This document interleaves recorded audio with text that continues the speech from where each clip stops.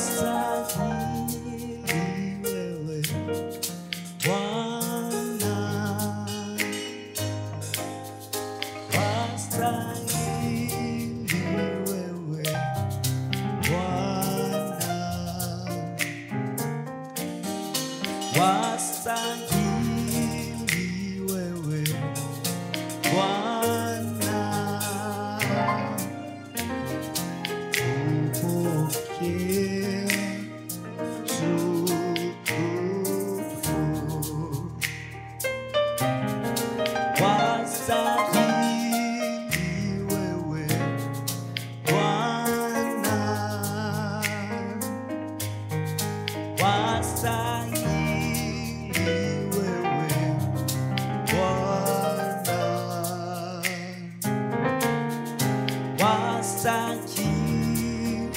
wewe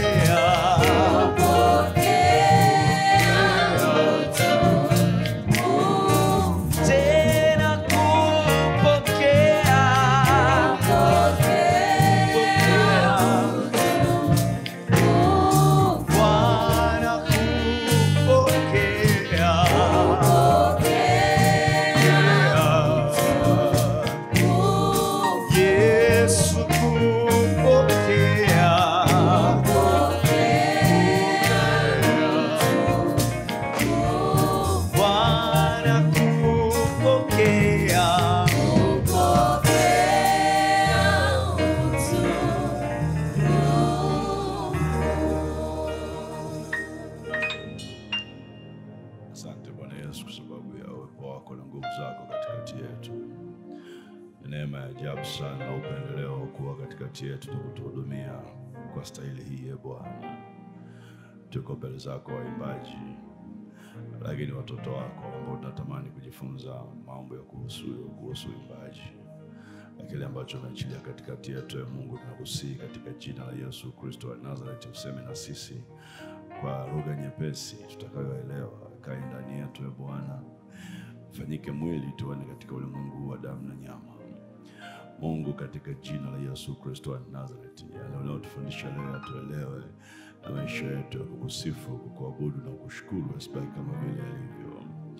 Asante kwa sababu unaanza na sisi, utatembea na sisi, Mungu utamaliza pamoja na sisi. Katika jina la Yesu Kristo wa Nazareti le hai tunaomba na kuamini. Amen. Amen. Asante watu wa kusifu na kuabudu. Bwana Yesu asifiwe. Dakika chache ambazo niko mbele yako nataka niongee na wewe kuhusu kusifu, kuabudu na kumshukuru Mungu. Nguvu iliyofungwa kwenye kusifu, kuabudu na kumshukuru Mungu. Nguvu iliyofungwa kwenye kusifu, kuabudu na kumshukuru Mungu. Nguvu iliyofungwa kwenye kusifu, kuabudu na shukrani kwa Mungu au na kumshukuru Mungu. Na kila mmoja wetu aliyeko hapa ninaamini kabisa ni makusudi ya Mungu uwepo na usikie na ujifunze. Kwa hiyo ni kwa ajili yako, kwa ajili yako, kwa ajili yangu. Na ninaamini mwisho utakuwa umepata kitu kikubwa cha kukusaidia. Bwana Yesu asifiwe. Bwana Yesu asifiwe. Mchungaji kwetu sisi tukipata mtu mmoja tunamhudumia, kwa sababu huyo mmoja akiokota ni chachu kubwa sana kwa watu wengine. Kwa wale usiwe na wasiwasi. Naona kama una wasiwasi kidogo. Alikuwa ananiambia angeweza angeenda majumbani achape watu viboko waje hapa kanisani. Lakini hao waliopo ni jeshi kubwa sana. Kubwa sana. Bwana Yesu asifiwe. Amen. Lakini wanakwaya wenyewe waimbaji hawaitikii, wako kimya, sijui wamechoka. Bwana Yesu asifiwe. Wewe tu. Amen. Nguvu iliyofungwa kwenye kusifu, kuabudu na kumshukuru Mungu. Nitafanya somo hili kwa sehemu mbili. Sehemu ya kwanza nitakuletea mambo kama 4, lakini nikitafsiri au nikikupa maana pana ya kusifu, kuabudu na kumshukuru Mungu. Tofauti iliyopo sehemu ya kwanza nitakwambia tofauti iliyoko kati ya kusifu, kuabudu na kumshukuru Mungu, au tofauti iliyopo kati ya sifa, shukurani na kuabudu. Kuna tofauti gani? Alafu nikishamaliza kukupa hiyo tofauti nitakupa sasa faida za kusifu na kuabudu, au nguvu iliyofungwa kwenye kusifu na kuabudu. Na mwisho nafikiri sehemu 3 kama muda ukituruhusu, nitakupa siri 3 kubwa za kuachilia nguvu za Mungu katika kusifu na kuabudu. Siri 3 kubwa zitakazosaidia kuachia nguvu za Mungu katika kusifu na kuabudu. Kwa hiyo tofauti iliyopo kati ya sifa, shukrani na kuabudu. Kuna tofauti gani kati ya kusifu, kushukuru na kuabudu? Sifa kwa tafsiri ni matokeo ya vile Mungu alivyo. Sifa ni matokeo ya vile Mungu alivyo. Ni tunda la jinsi ambavyo Mungu alivyo. Uhalisia wa Mungu jinsi ulivyo unazaa sifa. Sifa ni vile Mungu alivyo. Ukuu wake, uzuri wake, utakatifu wake unazaa sifa. Ni vile alivyo, ni uhalisia wa Mungu vile alivyo. Kwa hiyo ukisema tunamsifu Mungu, tunamsifu kwa vile alivyo. Sio kwa yale aliyofanya, sio kwa sababu tunapenda kumsifu. Sifa inatakiwa iwe kwa vile Mungu alivyo. Tunamsifu kwa vile alivyo, kwa matokeo ya uungu wake. Hatuna namna ya kufanya, hatuwezi kubadilisha. Ajibu maombi yetu, asijibu maombi yetu, yeye anabaki kuwa ni Mungu, huo ni uhalisia wake. Aonekane, asionekane, yeye anabaki kuwa ni Mungu. Kwa hiyo sifa haiko conditional, haina masharti kwamba nitamsifu Mungu kwa sababu ya masharti fulani. Sifa unamsifu kwa vile alivyo. Bwana Yesu asifiwe. Bwana Yesu asifiwe. Zaburi ya 95 mstari wa kwanza hadi wa 5. Zaburi ya 95 mstari ule wa kwanza hadi wa 5 unatuambia maneno yafuatayo: Njoni tumwimbie Bwana, tumfanyie shangwe mwamba wa wokovu wetu. Tuje mbele zake kwa shukrani, tumfanyie shangwe kwa zaburi. Kwa kuwa Bwana ni Mungu mkuu, vile alivyo. Yeye ni Mungu mkuu na mfalme mkuu juu ya miungu yote. Kwa mstari wa 3 unaeleza jinsi Mungu alivyo. Mkononi mwake zimo bonde za dunia, hata vilele vya milima ni vyake. Bahari ni yake, ndiye aliyefanya, na mikono yake iliumba nchi kavu. Kwa hiyo mstari wa 3, mstari wa 4 ni sifa kwa jinsi Mungu alivyo, kwa kuwa ni Bwana, ni Mungu mkuu na mfalme mkuu juu ya miungu yote. Mkononi mwake unamuelezea jinsi alivyo. Hiyo ndio sifa. Kwa hiyo ni sifa. Shukrani ni matokeo ya matendo makuu ya Mungu. Ni matokeo ya Mungu aliyokutendea au Mungu aliyoyaumba. Shukrani ni matokeo ya Mungu aliyokutendea au ambayo hajakutendea au aliyoyaumba. Ni matokeo ya neema ya Kristo. Shukrani ni tofauti na sifa. Sifa ni kwa vile Mungu alivyo, kwa uhalisia wake. Shukrani inazaliwa na matokeo ya majibu ya Mungu aliyokutendea, matendo makuu ya Mungu aliyokutendea au ambayo hajakutendea, na kwa ajili hiyo unatakiwa kumshukuru Mungu kwa sababu ni neema ya Mungu. Zaburi ile ya 95 mstari wa 6 na wa 7. Zaburi ile ya 95 mstari wa 6 na wa 7. Heshima na adhama ziko mbele zake, nguvu na uzuri zimo katika patakatifu. Na swali 96 95 mstari wa 6 anasema, njoni tuabudu, tusujudu, tupige magoti mbele za Bwana aliyetuumba, kwa maana ndiye Mungu wetu, na sisi tu watu wa malisho yake na kondoo za mkono wake. Ingekuwa heri leo msikie sauti yake. Shukrani ni matokeo ya matendo ya Mungu aliyokutendea au ambayo hajakutendea. Biblia inasema mshukuruni Mungu kwa kila jambo. Kwa kila jambo. Maana lazima liweko jambo au lisiweko jambo. Kwa hiyo shukrani ni matokeo ya matendo makuu ya Mungu, na matendo makuu ya Mungu maana yake inawezekana akajibu kile ulichokiomba au amekaa kimya kwa kile ulichoomba. Yote ni matendo makuu ya Mungu. Kwa ujibu au kutokujibu kuna za shukrani. Ebrania sura ya 12 mstari wa 28. Waraka kwa Ebrania sura ya 12 mstari wa 28, naye anatuonyesha shukrani. Ebrania 12 mstari ule wa 28. Ebrania 12:28 Biblia inasema, basi kwa kuwa tunapokea ufalme usioweza kutetemeshwa, na mwe na neema ambayo kwa hiyo tumtolee Mungu ibada ya kumpendeza pamoja na unyenyekevu na kicho. Kwa hiyo tunamtolea Mungu kwa sababu kuna neema ambayo Mungu ameiachia kwenye maisha yetu, na hiyo neema ni kwamba tumepewa bure. Tumepewa bure matokeo ya vitu fulani fulani.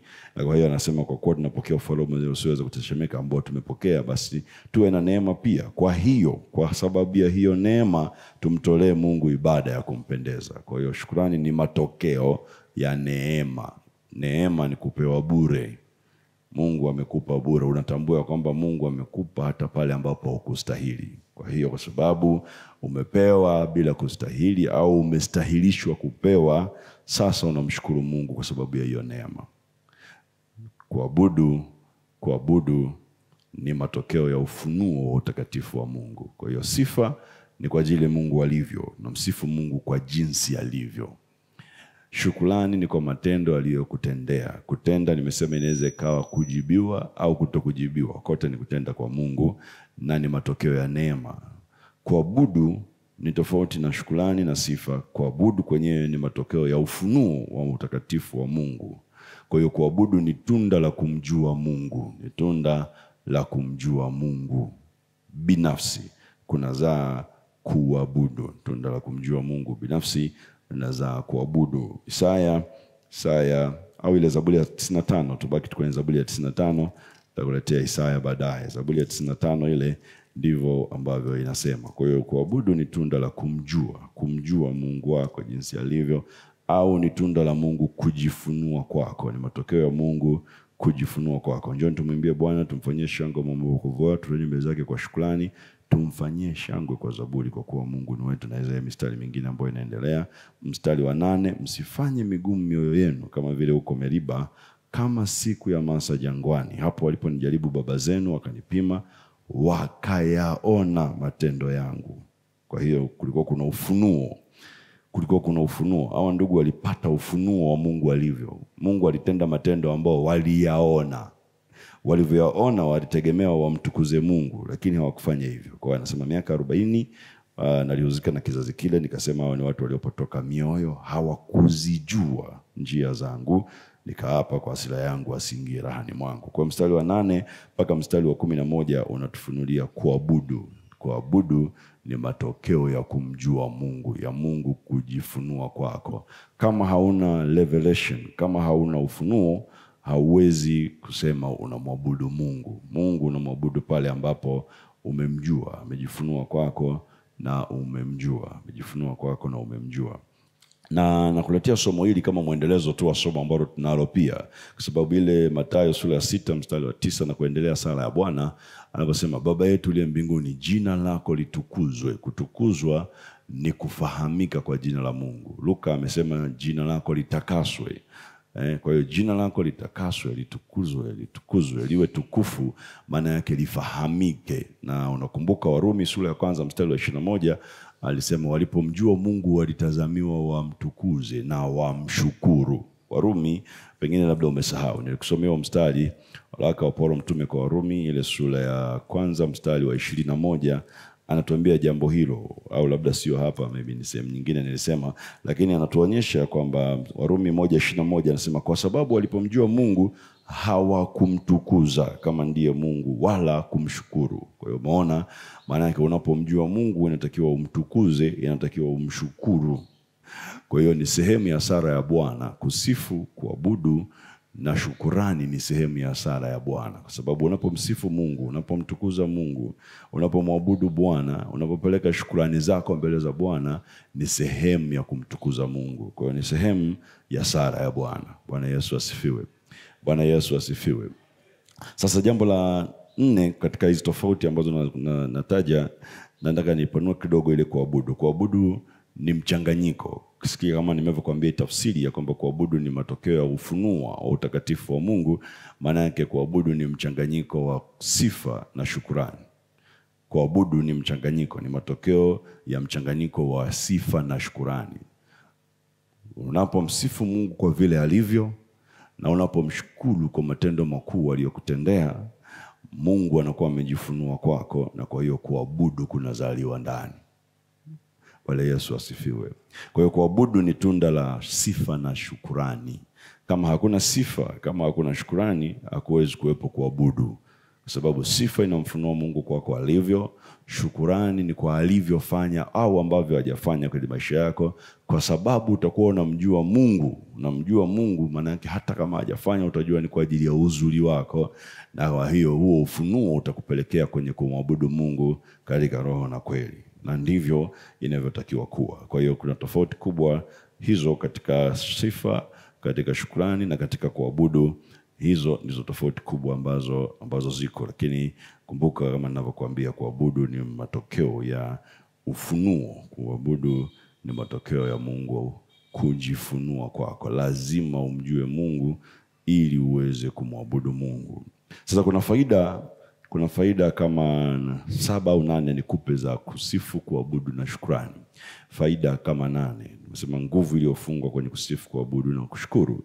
Hizo faida ndio nguvu zenyewe ambazo ziko unapomsifu na kumshukuru na kumwabudu Mungu katika roho na kweli. Nini kinatokea kwenye maisha yako? Kuna faida kama nyingi, lakini hapa nitakupa labda 7 au 8 kulingana na muda utakavyoturuhusu. 7 labda au 8. Faida ya kwanza ambayo unaiona unapomsifu na unapomwabudu Mungu ni kwamba kusifu, kuabudu na shukrani linakuingiza na kukuketisha uweponi mwa Bwana. Ni mlango wa kukuingiza na kukuketisha uweponi mwa Bwana. Ni mlango wa kukuingiza na kukuketisha uweponi mwa Bwana. Zaburi ya 22 mstari wa 3. Zaburi ya 22 mstari wa 3, Biblia inasema namna hii, Zaburi ya 22 mstari wa 3, anasema na wewe mtakatifu. Alafu angalia, anasema uketie juu ya sifa za Israeli. Kwa hiyo Bwana anaketi juu ya sifa. Zaburi 22:3, na wewe mtakatifu uketie juu ya sifa za Israeli. Kwa hiyo Bwana anaketi juu ya sifa. Maana yake unapomsifu Mungu umetengeneza mazingira ya Mungu kukaa kwenye hilo eneo, kwa sababu anakaa katika sifa. Kutoka sura ya 15 mstari wa 2 anazungumza jambo hilo hilo lakini kwa lugha tofauti. Kutoka 15 mstari wa 2, Kutoka 15 mstari wa 2, Biblia inasema Bwana ni nguvu zangu, Bwana ni nguvu zangu na wimbo wangu, naye amekuwa wokovu wangu, yeye ni Mungu wangu. Alafu anasema nami nitamsifu, ni Mungu wa baba yangu nami nitamtukuza. Lile neno ambalo linasema yeye ni Mungu wangu nami nitamsifu, lile neno nitamsifu, tafsiri yake halisi ambayo imetoka kwenye Kiebrania kuja kwenye Kiingereza. Kiingereza kinasema I will create a habitation. Hicho ndio Kiingereza. Hilo neno nitakusifu, Kiingereza kinasema I will create a habitation. Habitation Kiswahili chetu ni makazi. Ni makazi. Kwa hiyo pale anaposema ni Mungu, yeye ni Mungu wangu nami nitamsifu, Kiswahili tungeweza kusema yeye ni Mungu wangu nami nitaingia makazini mwake. Kwa hiyo sifa ni sawasawa na kuingia mahali Mungu anapoishi. Bwana Yesu asifiwe. Sifa ni sawasawa na kuingia uweponi kwa Bwana. Ni mahali ambako Mungu anaketi, kama Zaburi ya 22 mstari wa 3 inavyotuambia. Kutoka 15:2 nayo inasema nami nitamsifu, and I will create a habitation. Nami nitaingia kwenye makazi ya Mungu, au nitatengeneza mazingira, makazi ambayo Mungu anaweza akakaa.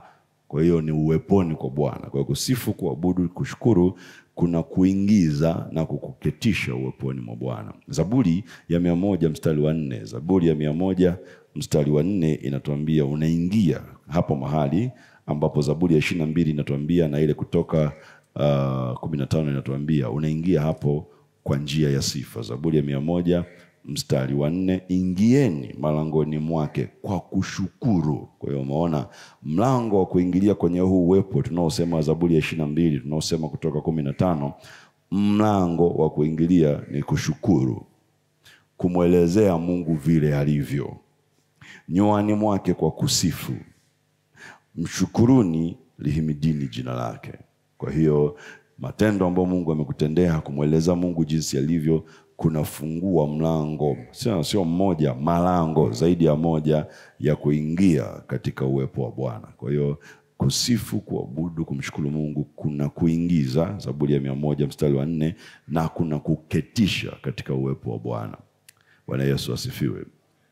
Mambo ya Nyakati wa Pili, Mambo ya Nyakati wa Pili sura ya 5 mstari wa 13. Mambo ya Nyakati wa Pili sura ya 5 mstari wa 13, naye anatuambia jambo la namna hiyo. Mambo ya Nyakati wa Pili sura ya 5 mstari wa 13, unaingia na kuketishwa kwenye uwepo wa Bwana kwa kusifu na kuabudu. Sura ya 5 Mambo ya Nyakati wa Pili mstari wa 13, Biblia nilionayo inasema namna hii, inasema na hata ikawa yenye panda na waimbaji walipokuwa kama mmoja, wakisikizisha sauti moja ya kumsifu, angalia, na kumshukuru Bwana. Kumsifu kwa vile alivyo, kumshukuru kwa yale aliyowatendea au wanayotegemea watendee, nao wakapaza sauti pamoja na panda na matoazi na vinanda, wakimsifu Bwana wakisema, angalia, kwa kuwa ni mwema, kwa maana fadhili zake ni za milele. Ndivyo alivyo.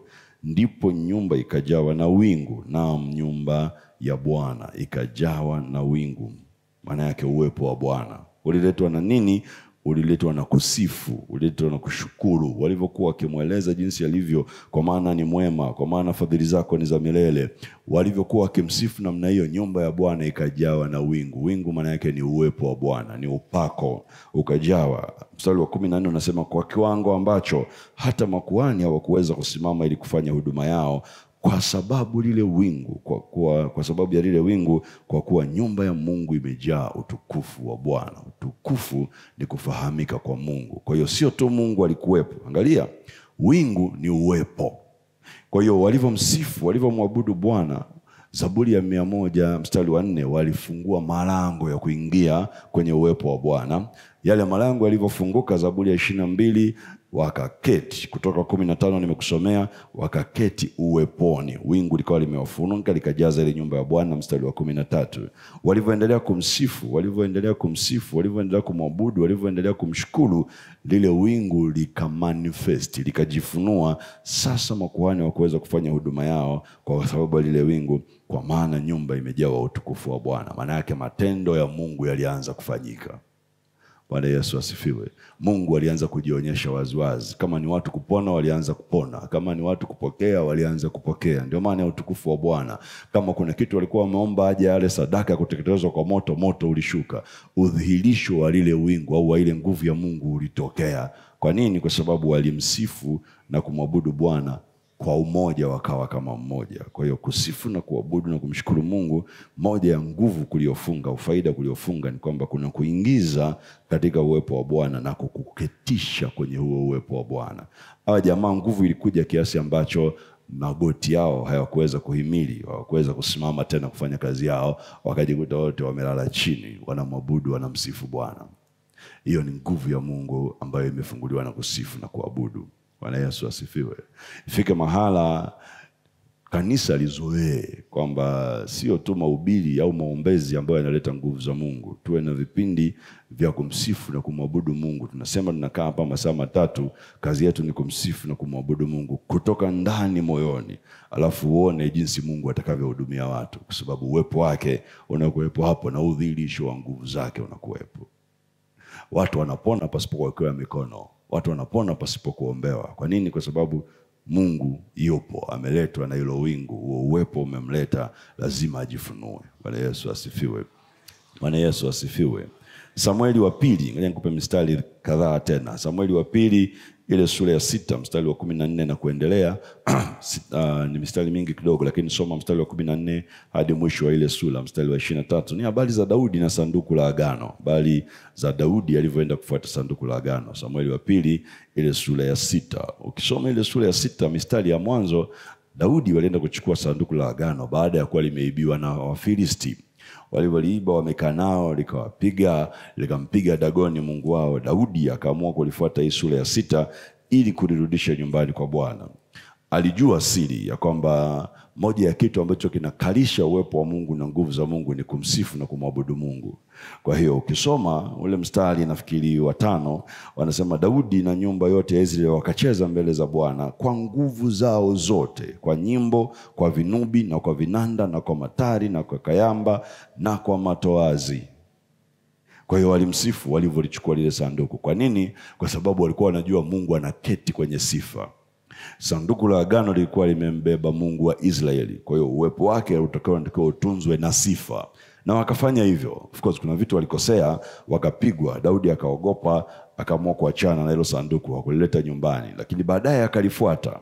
Alivyolifuata ndio naona tena mstari wa 14 anafanya jambo lile lile alivyolifuata. Daudi akacheza mbele za Bwana kwa nguvu zake zote, na Daudi alikuwa amevaa naivera ya kitani. Basi Daudi na nyumba yake yote ya Israeli wakaleta sanduku la Bwana kwa shangwe na kwa sauti ya tarumbeta.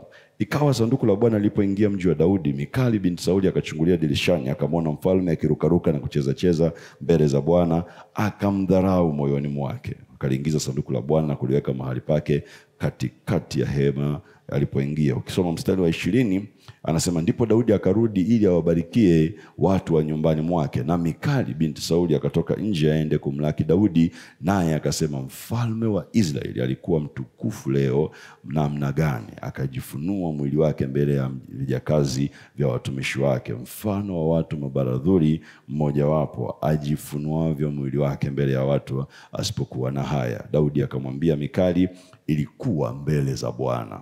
Mikali mkewe Daudi anamuona Daudi akicheza, au sio tuseme akijifaragua kama anavyosema, mbele ya watumishi wake, kama anajionyesha. Na of course ni mke wake. Alipata wivu kwa sababu jamaa alikuwa anajivua mbele ya mabinti wengine. Kwa hiyo akaona mme hapa sasa ameweka uume wake kwangu, hata nini mnaita, rehani. Akaona watu wengine waliweza kumtamani mfalme. Kwa hiyo akawa amepata wivu wa ndani kama mke. Anamwambia unajibaragua mbele ya watu kama mmoja wa mabaradhuri, falme mzima unajivua vua.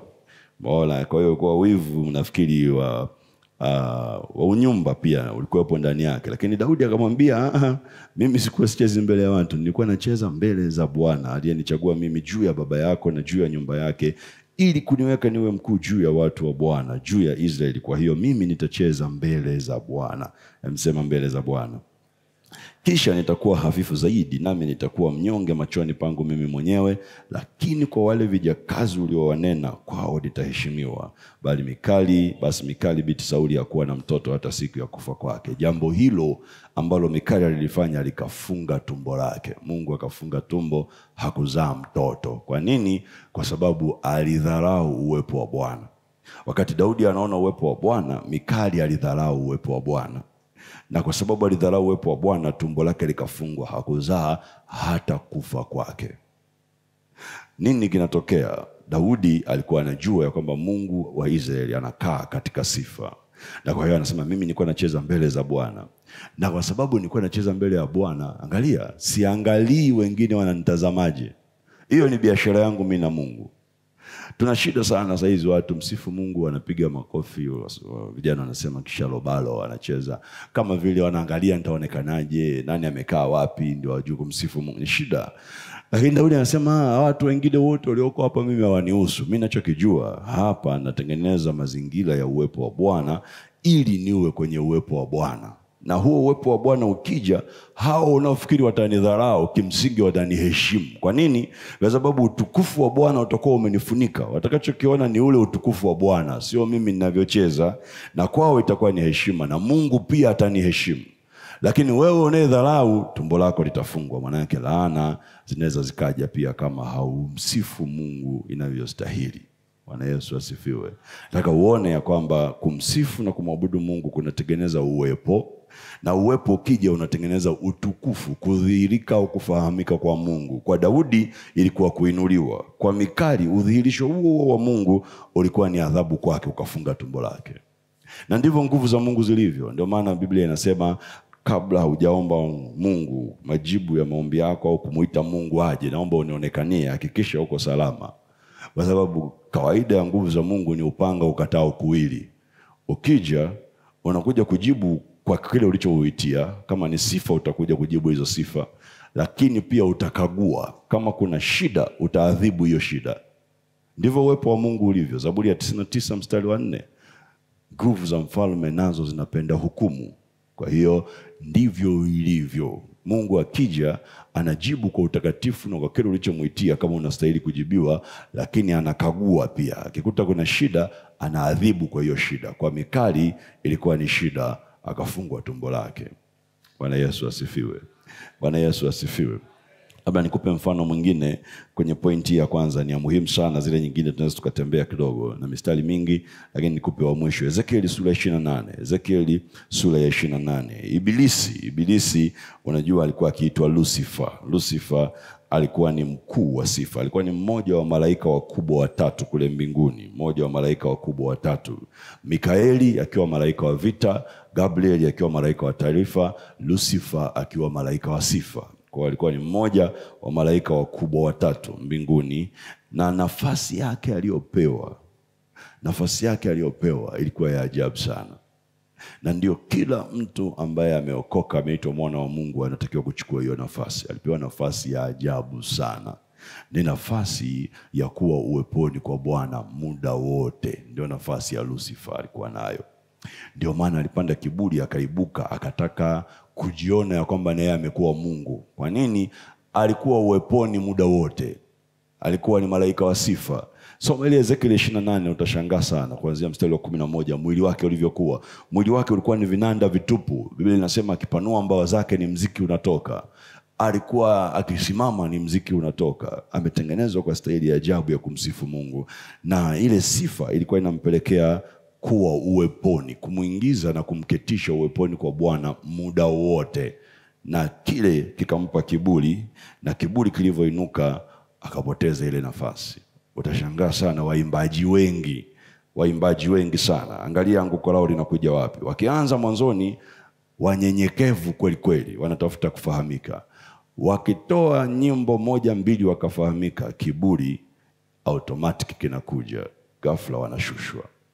Nini asili ya sifa zilivyo na jinsi ambavyo sifa zinavyofanya kazi. Angalia Ezekieli 28 mstari ule wa 11. Neno la Bwana likanijia kusema, mwanadamu, mfanyie maombolezo mfalme wa Tiro, umwambie Bwana Mungu asema hivi, wewe waketia muhuri kipimo, umejaa hekima na ukamilifu wa uzuri.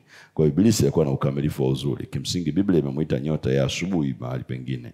Alafu angalia mstari wa 13 alipokuwa. Nataka uone ya kwamba sifa, kushukuru na kuabudu kuna kuitengenezea mlango wa kuingia na kuketi kwenye uwepo wa Bwana. Cheki Ibilisi alipokuwa. Biblia anasema mstari wa 13, ulikuwa ndani ya Adeni, bustani ya Mungu. Kwa hiyo kabla Edeni haijakuweko, Adeni ilikuweko. Haleluya. Bwana Yesu asifiwe. Usifikiri bustani ya Edeni ni ya kwanza, ilikuweko Adeni, inaitwa bustani ya Mungu. Alikuwa anakaa Ibilisi. Ndio maana nakwambia kuna ulimwengu kabla ya huu tunaoishi ni wa pili. Huko wa nyuma ambao ulikuweko na bustani ilikuweko kama aliyotengenezewa Adam. Nani alikuwa anakaa kwenye hiyo bustani? Ibilisi alikuwa anakaa ndani ya Aden, bustani ya Mungu. Kwa hiyo alikuwa anakaa kwenye uwepo wa Mungu. Ndio maana Mungu alikuwa anatembea muda wa jua kupunga, anawatembelea Adam na Hawa uweponi. Ilikuwa ni sehemu ya uwepo wa Mungu. Kwa hiyo nataka uone kwa sababu gani alikuwa malaika wa sifa. Kwa hiyo anakaa Aden, bustani ya Mungu. Alafu anasema kila jiwe la thamani lilikuwa kifuniko chako, akiki na yakuti, manjano na almasi na zabaradaji na shoham na yapsi na yakuti samawi na zumaridi na baharamani na dhahabu. Kazi ya matari yako na filimbi zako zilikuwa ndani yako. Umeona kazi ya matari yako na filimbi zako zilikuwa ndani yake. Unamwona Jackie anapiga filimbi, anaweka mdomoni mpaka apulize filimbi. Huyu mjamaa, huyu mshikaji, yeye filimbi ilikuwa ndani. Hahitaji kuweka apulize, ndani ilikuweko filimbi. Matari sijui ni nini Kiswahili, vilikuwa ndani yake. Hahitaji kutafuta nje, hahitaji si nimepoteza filimbi, si leo nimesahau filimbi sitapuliza filimbi. Yeye yuko ndani yake.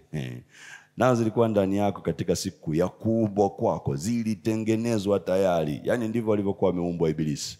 Ana vinanda ndani, ana filimbi, magita yenyewe mnatengeneza mipindi mpaka mpige, yeye iko ndani yake. Anaamua tu afanye kwa staili gani, acheze kwa staili gani, kinanda ipige, filimbi ipige. Ndivyo alivyokuwa.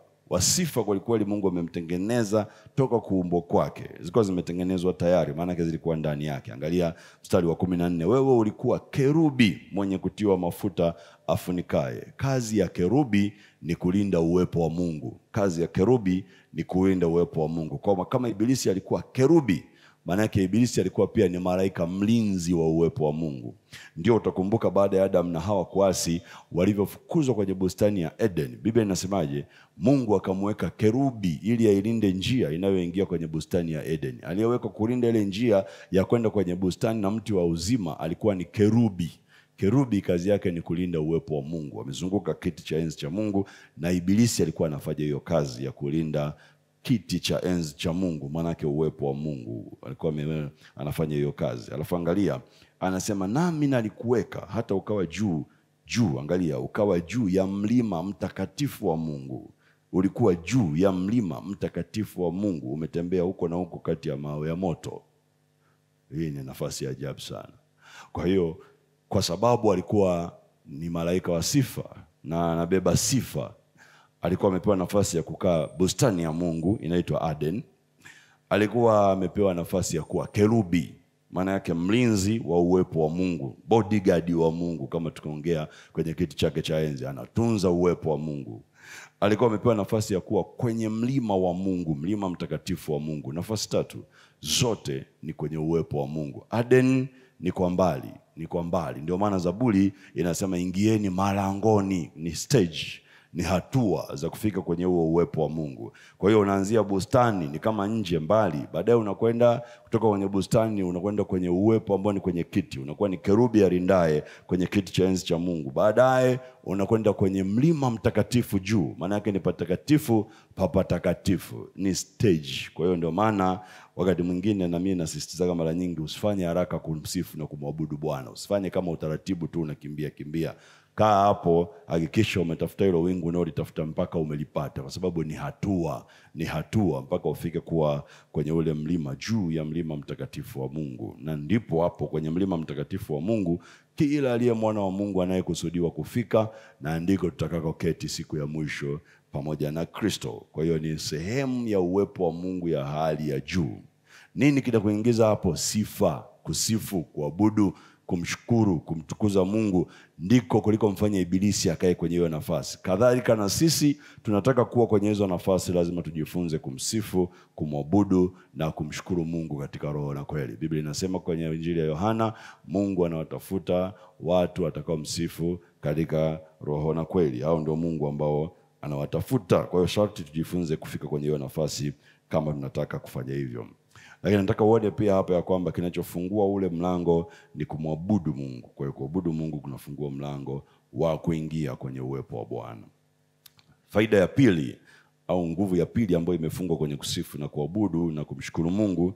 Kusifu, kuabudu na kumshukuru Mungu ni silaha ya vita, ni silaha ya vita, ni silaha kama upanga, ni silaha kama bunduki, ni silaha kama vifaru. Kusifu na kuabudu na kumsifu Mungu ni silaha ya vita. Mambo ya Nyakati wa Pili sura ya 20, utakumbuka kina Yehoshafati wakati wanapigana vita, mfalme anaona adui wamemzingira, anajua kabisa ya kwamba hana nguvu ya kupigana na wale adui, wakamlilia Mungu. Sura ya 20 ya Mambo ya Nyakati wa Pili, unaweza kusoma ile sura nzima. Wakamlilia Mungu, mstari wa 15 unasema mstari wa 15 ama mstari wa 13 anasema, wakasimama Yuda wote mbele za Bwana pamoja na wadogo wao na wake zao na watoto wao. Ndipo Yahazieli mwana wa Zekaria mwana wa Benaya mwana wa Yaeli mwana wa Matania Mlawi na wana wa Asafu akijeliwa na roho ya Bwana katikati ya kusanyiko, akasema, sikieni Yuda wote nanyi mkao Yerusalemu, na wewe mfalme Yehoshafati, Bwana waambia hivi, msiogope wala msifadhaike kwa ajili ya jeshi kubwa hili, kwani vita si yenu bali ni ya Mungu. Kumbuka jeshi lilikuwa limejipanga la Wamoabu wakali kweli kweli, majeshi matatu yamejipanga kupigana nao, na wakawa wanaogopa ya kwamba watapotezwa kwa sababu hawakuwa na uwezo wa kupigana nao. Kwa hiyo wakawa wanaomba Mungu, taifa zima wamefunga, wanaomba Mungu, tufanyeje? Huyu nabii akamwambia, msiogope kwa sababu vita si ya kwenu. Baada ya kuambia hivyo, mstari wa 16 Biblia inasema, kesho shukeni juu yao, tazameni wanakwea kwa kupandia sisi, nanyi mtawapata penye misho wa bonde mbele ya jangwa la Eweri. Hamtahitaji kupigana vita. Angalia, hamtahitaji kupigana vita. Jipangeni, simameni mkauone wokovu wa Bwana ulio pamoja nanyi, enyi wana wa Yuda na Yerusalemu. Msiogope wala msifadhaike. Kesho tokeni juu yao, kwa kuwa Bwana yu pamoja nanyi. Angalia, Bwana yuko pamoja nanyi. Kwa msiogope wala msifadhaike, tokeni mwende. Bwana yuko pamoja na nyinyi. Nataka uangalie mstari unaofuata, huyu Bwana alikuwa wapi? Mstari wa 18, Yehoshafati akainama kichwa kifulifuli, maana yake akasujudu, akaanguka mbele za Bwana. Yuda wote na wakao Yerusalemu akimsujudia Bwana, na Walawi na wana wa Kohathi na wana wa Korathi wakasimama ili wamsifu Bwana, umeona, Mungu wa Israeli, kwa sauti kuu sana. Kwa hiyo Mungu aliwaambia Bwana yuko pamoja na nyie. Wakajua ili Mungu awe pamoja na nyinyi, pointi yangu ya kwanza, wanamtafutaje? Kwa kumsifu, kwa kumsujudu, kwa kumwabudu. Kwa hiyo anasema mstari wa 20, wakaamka asubuhi na mapema, wakaenda nje katika jangwa la Tekoa, na walipokuwa wakitoka, Yehoshafati akasimama akasema, nisikieni enyi Yuda nanyi wenyeji wa Yerusalemu, mwaminini Bwana Mungu wenu, ndivyo mtakavyothibitika. Waaminini manabii wake, ndivyo mtakavyofanikiwa. Naye alipokwisha kufanya shauri na watu, angalia jambo la ajabu sana, akaweka wale watakaomwimbia Bwana. Sema watakaomwimbia Bwana. Sema na kumsifu katika uzuri wa utakatifu. Kwa hiyo aliweka watakaomwimbia Bwana na kumsifu katika uzuri wa utakatifu, wakitoka mbele ya jeshi na kusema, mshukuruni Bwana kwa maana fadhili zake ni za milele. Ndicho kitu walichokuwa nakisema. Mstari wa 22, nao walipoanza kuimba na kusifu, Bwana akaweka waviziao juu ya wana wa Amon na Moabu na wa mlima Seiri waliokuja juu ya Yuda, nao wakapigwa. Angalia mstari wa 23, kwa na wana wa Amon na wana wa Moabu waliwaondokea wenyeji wa Seiri, wakawaulia mbali na kuwaharibu. Nao walipokwisha kuwakomesha wakaji wa Seiri, wakao Seiri wakajitia kuharibu kila mtu mwenziwe. Kwa hiyo Mungu akaweka waviziao kati ya jeshi na jeshi, wakaanza kupigana. Walikuwa majeshi matatu, wa mlima Seiri, wa Moabu walikuwepo, na hawa wa Moabu na wa mlima Seiri wakapigana. Wana wa Amoni wakapigana wao kwa wao, wakachinjana. Ukisoma ile mistari ya mwisho, Israeli wakaenda wakateka nyara. Haya majeshi matatu wameuana wenyewe. Nini kimetokea? Nini kimesababisha wauane? Angalia, uwepo wa Bwana. Uwepo wa Bwana ulitoka wapi? Kuimba. Katika kuimba na kumsifu Mungu, wakimshukuru na kumsifu katika uzuri wa utakatifu mbele ya jeshi, waimbaji walienda mbele ya jeshi. Walivyokuwa naimba, uwepo wa Bwana ukaja, ukawa katikati yao. Mungu akajifungua kwa kama Mungu wa vita. Vita si ya kwenu, ni ya Bwana. Kwa hiyo kwa kadri walivyokuwa naimba, Mungu anakuja. Mungu alipigana vita kwa niaba ya wana wa Israeli. Haleluya. Kwa hiyo sifa, kuabudu, kumshukuru Mungu ni silaha ya vita. Kama una mapigano unapita katikati yake, kumsifu, kumshukuru Mungu ni silaha ya kukushindia hayo mapigano. Kunainua roho ya kuviziana na mafarakano kati ya adui, kwa staili ambayo adui wataanza kupigana wenyewe, na wewe utashangaa tu ya kwamba adui wako hawako, wametoweshwa na Mungu amekuwa ni Bwana kwako, amekushindia vita ambayo unapigana. Unapopita kwenye magumu, huelewi nini cha kufanya. Wakati mwingine kuimba huwezi, kuomba huwezi. Wewe inawezekana hujapita hiyo sehemu, lakini unaweza ukafika sehemu ambayo kuomba huwezi, nguvu za kuomba huna, roho ya maombi imekata. Kusifu, kumwabudu Mungu ni silaha tosha sana. Tumia hiyo badala ya kuomba. Bwana Yesu asifiwe. Ukishindwa kusifu na kuimba mwenyewe, ndio maana Mungu ametupa watu wamerekodi nyimbo. Tafuta flash, tafuta CD ambayo ina nyimbo unazozipenda za kusifu na kuabudu, weka, sikiliza, kaa hapo, sikiliza. Baada ya muda utashangaa umepata nguvu ya kusifu, umepata nguvu ya kuabudu, umepata nguvu ya kuomba. Kwa nini? Kwa sababu kurekodi si tu kurekodi kama dunia inavyojua. Kiroho kurekodi wimbo, usirekodi kwa sababu ni fashion. Kiroho kurekodi wimbo ni kuazimisha upako kwa mtu mwingine. Yaani ile nguvu ya Mungu ambayo unayo kwenye wimbo uliopewa, sasa unaihifadhi ili mwingine mwenye uhitaji aje ayazime hiyo nguvu aitumie. Ndio maana ya kurekodi. Kwa hiyo ukirekodi wimbo, maana yake umedeposit, kama vile umeweka hela benki, umehifadhi nguvu ya Mungu kwenye huo wimbo, kwenye hiyo flash au kwenye hiyo CD.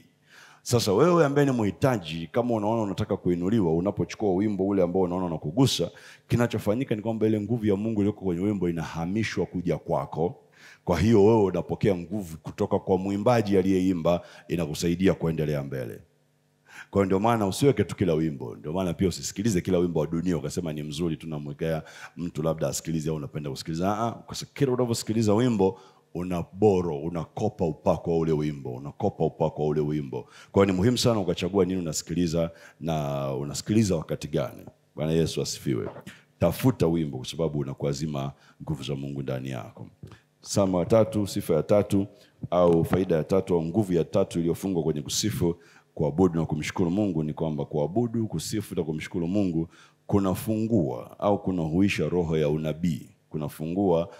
Kunahuisha roho ya unabii. Kanisa la sasa, maeneo mengi hasa makanisa kama ya kwetu, roho ya unabii imekufa. Lakini nini ambacho kinaweza kikahuisha hiyo roho ya unabii? Silaha mojawapo ni kusifu na kumwabudu Bwana.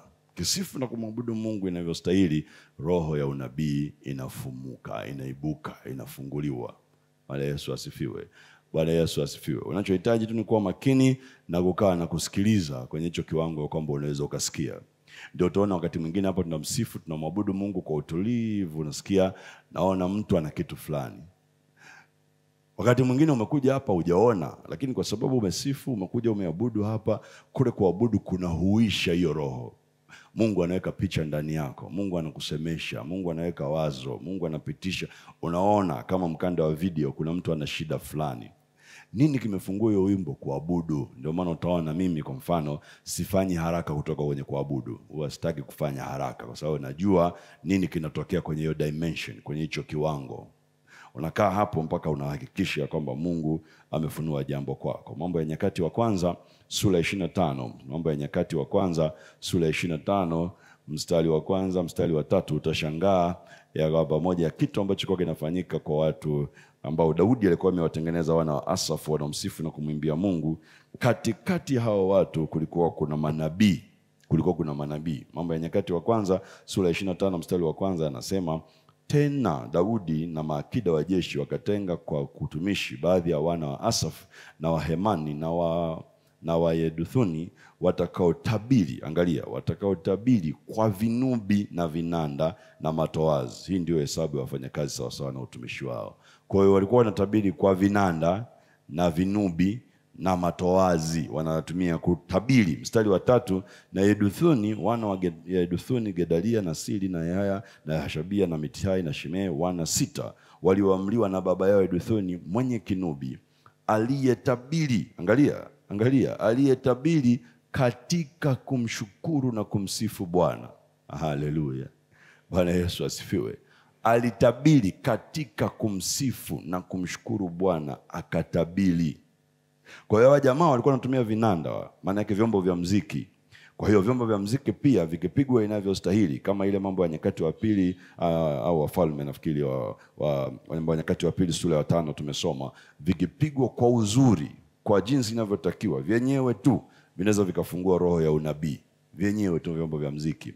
Lakini angalia, hawa kwenye kusifu na kumshukuru Mungu nao walikuwa wanatabiri. Kwa hiyo kilichokuwa kinasababisha watabiri ni kusifu na kumshukuru Mungu. Jinsi walivyokuwa wanamsifu na kumshukuru Mungu vizuri, hawa ndugu wana wa Yeduthuni walikuwa wanapokea roho ya unabii, wanaweza kutoa unabii katikati ya kusifu na kumshukuru Mungu. Ndio maana sisi kwenye kikundi chetu cha kusifu na kuabudu, moto wetu ni mambo matatu: ni kuomba, kusikiliza na kufanya nini wapendwa? Niambia, nitawapa quiz, nitawauliza mitihani. Mambo matatu: kuomba, kusikiliza na kufanyaje? Kuabudu. Kwa hiyo ndio moto wetu. Tunaabudu lakini huku tukiomba, huku tukisikiliza. Tunaabudu huku tukiomba, huku tukisikiliza, kwa sababu katikati ya kumshukuru na kumsifu Mungu, Mungu anaongea. Mungu hawezi kuwepo sehemu akakaa kimya, ama haiwezekani. Mungu anaongea. Na hawa ndivyo walivyofanya. Angalia jambo la ajabu. Ukisoma sura ya 25 ya Mambo ya Nyakati wa kwanza, utaona hawa ndugu walipewa zamu za kusifu na kumwabudu Mungu na kutabiri kwa saa 24. Yaani walikuwa na zamu 24. Maana yake kila saa walikuwa wanabadilishana, wanaingia wengine. Kwa hiyo wingu la kusifu, wingu la kuabudu lilikuwa halikatiki. Soma ile sura nzima utaona wamegawiwa kwenye makundi 24.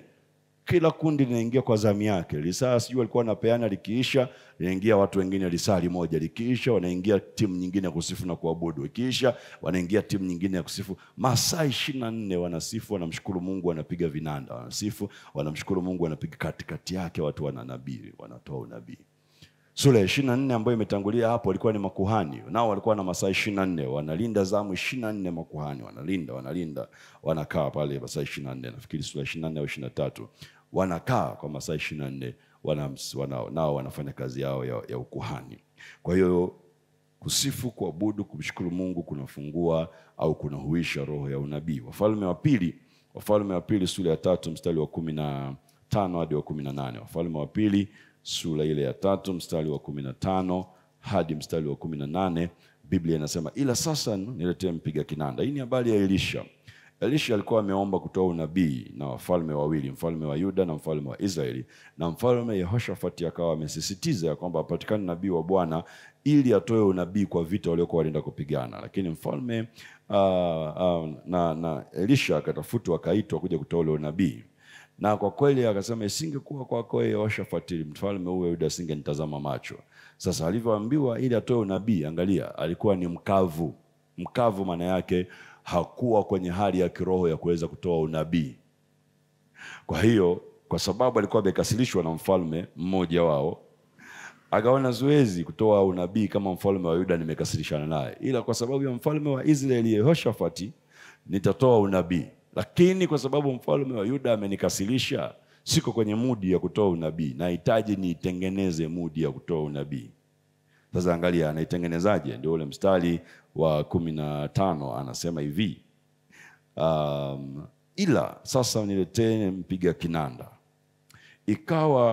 Ikawa mpiga kinanda alipokipiga, angalia, mkono wa Bwana ukamjia juu yake, akasema, Bwana asema hivi, fanyeni bonde hili lijae mahandaki, kwa kuwa Bwana asema hivi, hamtamuona. Anaendelea. Nini kimesababisha ile roho ya unabii ije huishwe? Sio kwamba hakuwepo, alikuwa ni nabii, ilikuwa ndani yake, mazingira yalikuwa yamekataa, hawezi kufanya unabii. Lakini mpiga kinanda aliita on demand, aliomba, nileteeni mpiga kinanda. Na mpiga kinanda alipokipiga, mkono wa Bwana, manake nguvu ya unabii, ya uhuisho wa unabii kaja juu yake, akaanza kutema unabii, akaanza kusema unabii, akasema Bwana asema hivi. Nini kilitengeneza mazingira? Kinanda. Kwa hiyo vyombo vya muziki, kusifu na kuabudu, vyombo vya muziki vinaweza vikatengeneza mazingira ya kuhuisha au kufungua roho ya unabii katikati ya watu. Kwa hiyo ndio maana sifu, abudu huku ukisikiliza nini Mungu anasema. Bwana Yesu asifiwe. Jambo la 4 au msingi wa 4 au nguvu ya 4 au faida ya 4 ya kusifu, kushukuru na kumwabudu Bwana. Kusifu, kuabudu na kumshukuru Mungu ni silaha ya kufunguliwa toka nguvu za giza. Ni silaha ya kufunguliwa au kuwafungua watu kutoka nguvu za giza. Ni silaha ya kufunguliwa au kuwafungua watu kutoka nguvu za giza. Samueli wa kwanza sura ya 16. Samueli wa kwanza sura ya 16, ule mstari wa 17, mstari wa 23. Habari za Sauli na Daudi. Habari za Sauli na Daudi. Utakumbuka roho mbaya kutoka kwa Bwana. Biblia inasema alikuwa anamjia Sauli, na kimjia akipagawa, wanakosa cha kufanya. Baadaye wakafunuliwa ya kwamba watafute mtu ambaye ni mpiga kinanda, kinubi. Akija akikipiga, yule roho mbaya akawa anaondoka kwa mfalme. Kwa hiyo sura ya 16 ya Samueli wa kwanza sura ya 16, ule mstari wa 17, Biblia inasema basi Sauli akaambiwa, vema nitafutieni, akawaambia, vema nitafutieni mtu aliye stadi. Amsema stadi. Stadi wa kupiga kinubi mkaniletee. Mtu aliye stadi. Ni muhimu sana hilo neno pia. Maana yake asipige tu ili mradi anapiga gitaa au kinanda, asipige mradi anapiga kinanda. Awe na ufahamu, awe mjuzi wa kupiga hicho kinanda. Na hiyo ni aspect, ni kitu kingine cha msingi sana kwenye eneo la kusifu na kuabudu. Sipigwe tu ngoma ili mradi zinapigwa, sipigwe vinanda mradi vinapigwa. Watu wasiimbe ili mradi wanaimba na kumsifu Mungu. Ndio maana Mungu ameleta ufunuo sauti ya kwanza hadi ya 4. Tafuta location yako, imba kwa uzuri wa utakatifu ili usiwakere na kuwakwaza wengine. Bwana Yesu asifiwe. Bwana Yesu asifiwe. Kwa hiyo mtu stadi akatafutwa. Mstari wa 23, Biblia inasema ikawa ile roho mbaya kutoka kwa Mungu ilipomjia Sauli, ndipo Daudi akakishika kinubi, akakipiga kwa mkono wake, naye Sauli akaburudishwa na ile roho mbaya ikamwacha. Kwa hiyo roho mbaya ilikuwa inamwacha, inamtoka, kwa sababu Daudi amepiga kinubi, kwa sababu Daudi amepiga kinanda. Kwa hiyo alivyokipiga kile kinanda, roho mbaya, kile kinubi, roho mbaya ilikuwa inaondoka. Kwa hiyo Sauli anafunguliwa. Kwa hiyo kusifu, kuabudu kwa njia ya vyombo, kwa njia ya uimbaji ni silaha tosha kabisa ya watu kufunguliwa. Bwana Yesu asifiwe. Bwana Yesu asifiwe. Bwana Yesu asifiwe. Isaya sura ya 60 mstari wa 18. Isaya sura ya 60 mstari wa 18, Biblia inasema namna hii. Isaya 60 mstari wa 18. Isaya 60 mstari wa 18, Biblia inasema jeuri haitasikiwa tena katika nchi yako. Isaya 60:18, jeuri haitasikiwa tena katika nchi yako, ukiwa na uharibifu hazitakuwa mipakani mwako, bali angalia, utaziita kuta zako wokovu na malango yako sifa. Kwa hiyo malango yataitwa sifa, kuta zako zitakuwa wokovu. Hilo likitokea, ukiwa na uharibifu hazitakuwa mpakani mwako. Hilo likitokea, jeuri haitasikiwa tena katika nchi yako. Umeona hayo matokeo? Ndio maana nikwambia Biblia wakati mwingine soma kinyume hivi, itakupa kujua nini ambacho inataka. Ukisoma hivi tu unaenda, utakuwa unaenda kama nyumbu, unajikuta umeingia mtoni, umepotea. Umepata mafunuo ambayo sio. Kwa hiyo ukisoma huu mstari ukitaka kuuelewa zaidi, anzia mwisho wa ule mstari.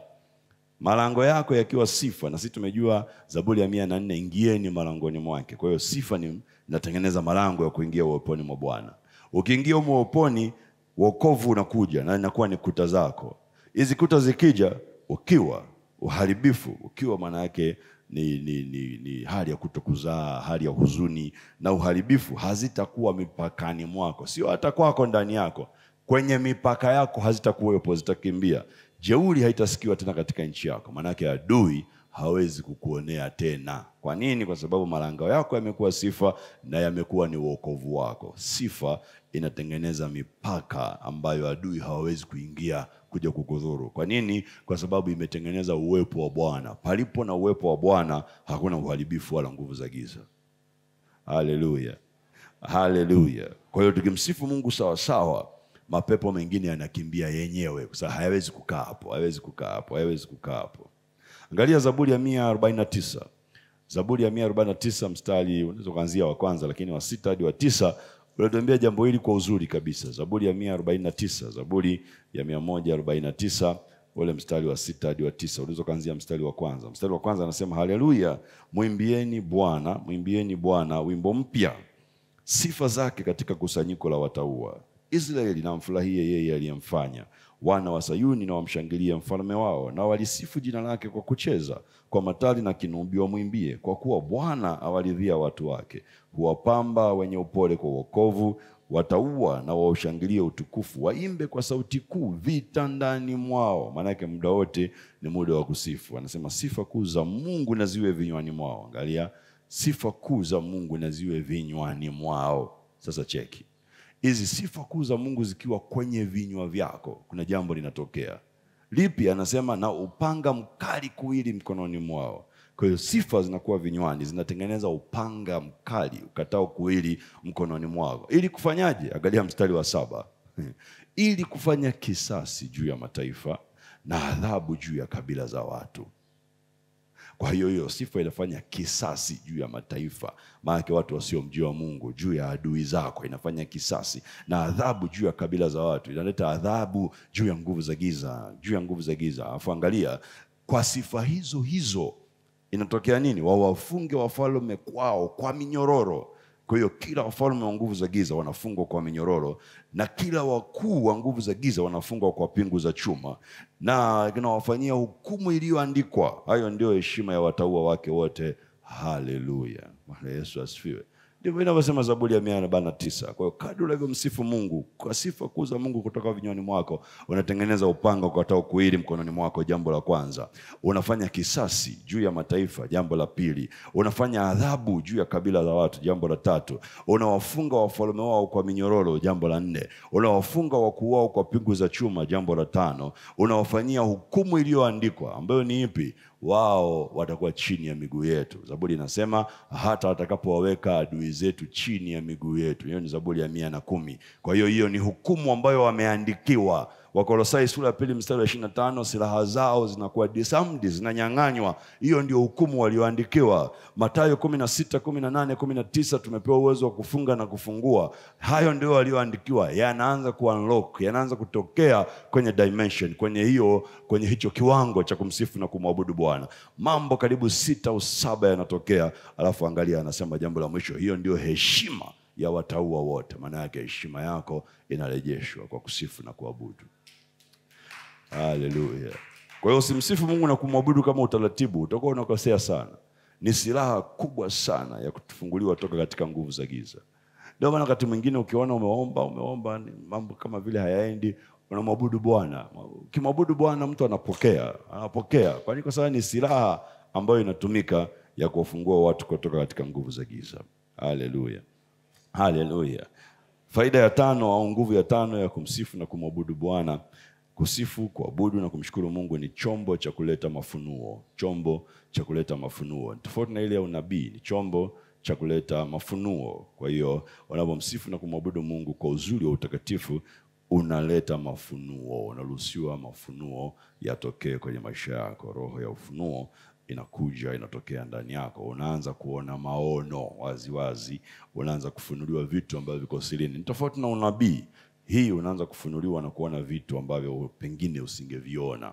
Ndivyo inavyofanya kazi ya hii roho ya kusifu na kumwabudu Bwana. Isaya sura ya 29. Isaya sura ya 29 mstari wa 10 na wa 13. Isaya sura ya 29 mstari wa 10 hadi ule mstari wa 13. Biblia ni tamu sana, ina vitu vingi vizuri, tunahitaji tukuisoma na kuielewa. Isaya 29 mstari wa 10 hadi wa 13, Biblia nilionayo inasema namna hii, inasema, au unaweza ukaanza mstari wa 9. Ngojeni mstaajabu, fanyeni anasa zenu na kuwa vipofu. Wamelewa wala si kwa mvinyo, wamewayawaya wala si kwa sababu ya kileo. Mstari wa 10, kwa maana Bwana amewamwagieni roho ya usingizi. Angalia, amewafumba macho yenu, yani manabii wamefunika vichwa,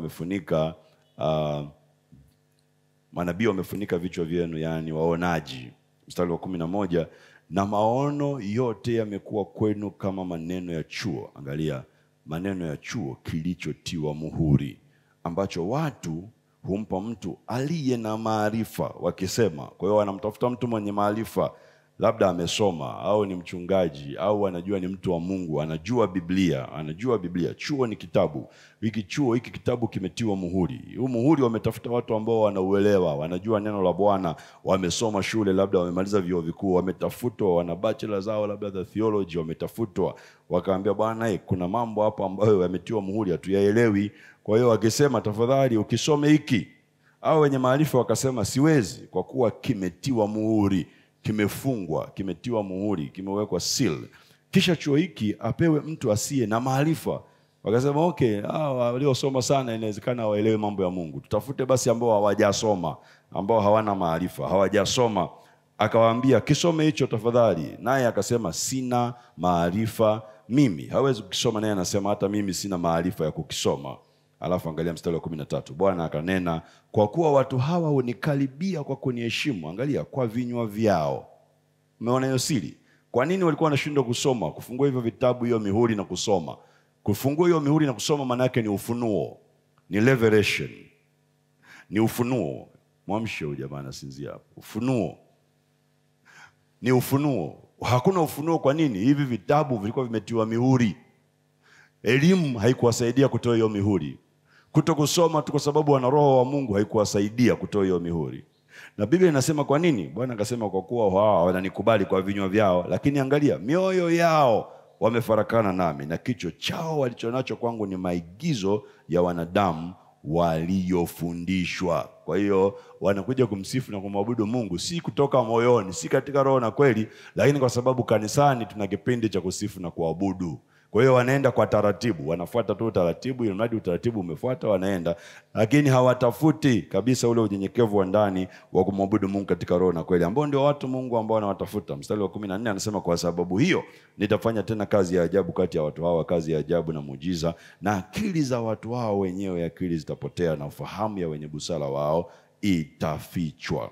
Kwa hiyo umeona, wanaenda kwa sababu ya utaratibu, na hawawezi wakapata mafunuo, kwa sababu hawaenendi katika roho. Kusifu, kuabudu, kumshukuru Mungu inatakiwa kutoke ndani ya roho yako, umaanishe, isiwe kwa taratibu. Bwana Yesu asifiwe. Bwana Yesu asifiwe. Ikiwa kwa taratibu, kinazaliwa kitu ambacho tumeonyesha kwenye Isaya sura ya 28. Ukienda kwa kanuni, kwa utaratibu, kinazaliwa kitu ambacho kiko kwenye Isaya 28. Ngoja nikusomee mstari, nafikiri kuanzia ule mstari wa 8. Isaya 28 hapo nyuma kidogo, mstari wa 8 anasema, maana meza zote zimejaa matapiko na uchafu, hapana mahali palipo safi. Atamfundisha nani maarifa? Unaona mstari wa 9. Atamfahamisha nani habari hii? Je, ni wale walioachishwa maziwa, walioondolewa matitini? Maana yake watu ambao wameukulia wokovu, tukiongea kwa sura sasa hivi. Je, ni wale walioachishwa matitini? Kwa maana ni amri, angalia mstari wa 10, kwao kusifu na kumwabudu Bwana ni amri juu ya amri, amri juu ya amri, kanuni juu ya kanuni, kanuni juu ya kanuni, huku kidogo na huku kidogo. La, bali kwa midomo ya watu wageni na kwa lugha nyingine atasema na watu hawa. Maana yake kunena kwa lugha, karama ya kunena kwa lugha. Mungu anasema anapoiachia, anasema na watu ambao aliwaambia, hii ndiyo raha yenu, mpeni raha yeye aliyechoka, huko ndiko kuburudika, lakini hawakutaka kusikia. Kwa sababu hiyo neno la Bwana kwao litakuwa hivi, amri juu ya amri, amri juu ya amri, kanuni juu ya kanuni, kanuni juu ya kanuni, huko kidogo na huko kidogo, ili waende na kuanguka nyuma na kuvunjwa na kunaswa na kuchukuliwa. Hakuna mafunuo. Unaenda kwa kanuni, kwa utaratibu, kwa utaratibu, kwa kanuni, hakuna mafunuo. Umekataa vipawa vya Roho Mtakatifu, kwa hiyo hauko rohoni. Maana yake wewe unaangamia, huwezi kuwa na mafunuo. Kwa hiyo ukikataa kwenda kwenye hii nafasi kama ya 29 inavyosema ya kuongozwa na Roho, ukaenda tu kwa mdomo, basi Mungu anakuwa yuko mbali na wewe. Isaya 28 kinatokea ambacho kimeandikwa.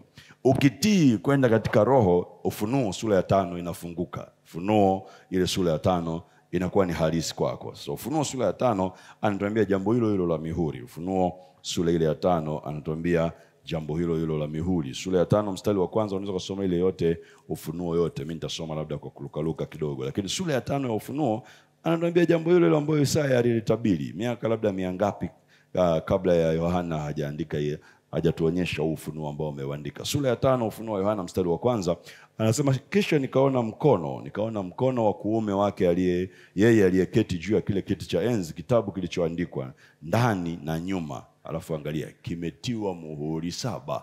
Kwa hiyo Isaya anaposema kitabu kimetiwa muhuri, Yohana naye anakiona, na Yohana na specify kina muhuri 7. Nikaona malaika mwenye nguvu akihubiri kwa sauti kuu, ni nani astahilie kukifungua kitabu na kuzivunja muhuri zake? Angalia, wala hapakuwa na mtu mbinguni wala juu ya nchi wala chini ya nchi aliyeweza kukifungua hicho kitabu wala kukitazama. Unakumbuka Isaya, wenye maarifa walishindwa, wasio na maarifa walishindwa. Hakuna mtu aliyeweza kukifungua. Ufunuo anasema jambo hilo hilo, hakuna mtu mbinguni, duniani wala chini kuzimu aliyeweza kukifungua hicho kitabu. Nami nikalia sana, kwa kuwa hapo kutokea mtu astahilie kukifungua hicho kitabu wala kukitazama. Na mmoja wapo wa wale wazee akaniambia, usilie. Angalia, tazama, simba aliye wa kabila ya Yuda, shina la Daudi, yeye ameshinda apate kukifungua kile kitabu na zile muhuri zake 7. Nikaona katikati ya kile kiti cha enzi na wale wenye uhai 4, na katikati ya wale wazee mwana kondoo amesimama. Alikuwa kana kwamba amechinjwa, mwenye pembe 7 na macho 7, ambazo ni roho 7 za Mungu zilizotumwa katika dunia yote. Akaja akakitoa kile kitabu katika mkono wa kuume wake yeye aliyeketi juu ya kile kiti cha enzi. Hata alipokitoa kile kitabu, hao wenye uhai 4 na wale wazee 24, angalia, wakaanguka mbele za mwana kondoo. Kila mmoja wao ana nini? Cheki, sifa, kuabudu. Kila mmoja wao ana kinubi.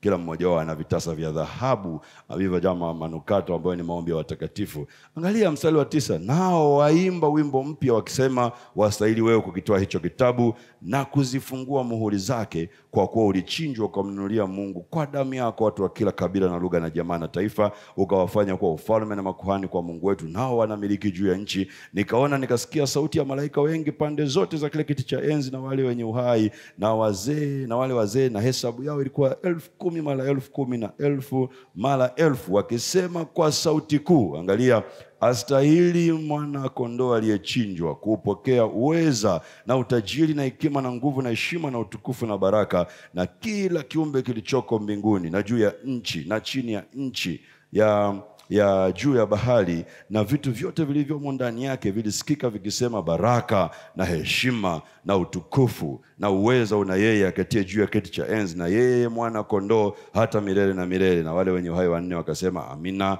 na wale wazee wakaanguka wakasujudu. Kwa hiyo hata mwana kondoo aliyechinjwa, ambaye ni picha ya Yesu Kristo, asingeweza kufungua kile kitabu kama sio nguvu ya kusifu na kuabudu. Kwa sababu walipokuja na kinubi na maombi ya watakatifu na kumsujudu na kumsifu Mungu, walipotoa maneno ya kumsifu, ndipo mwana kondoo naye akaweza kufungua kile kitabu na kuvunja mihuri yake. Isaya hakuweza kwa sababu hakujua hiyo siri. Mwana kondoo alijua hiyo siri. Kwa hiyo hata leo ameweka wazee 24, ameweka wenye uhai 4, ambao muda wote wanainama mbele zake wakisema, u mtakatifu, u mtakatifu. Wanamsifu masaa 24. Ni nguvu ya ufunuo, ya kufungua muhuri, ya kufungua vihuri ambayo imewekwa, au seal, au komeo, au vitasa ambavyo vimewekwa kwenye maandiko ili usiyaelewe. Ili uelewe kusifu na kuabudu ni siri inayovunja hiyo mihuri.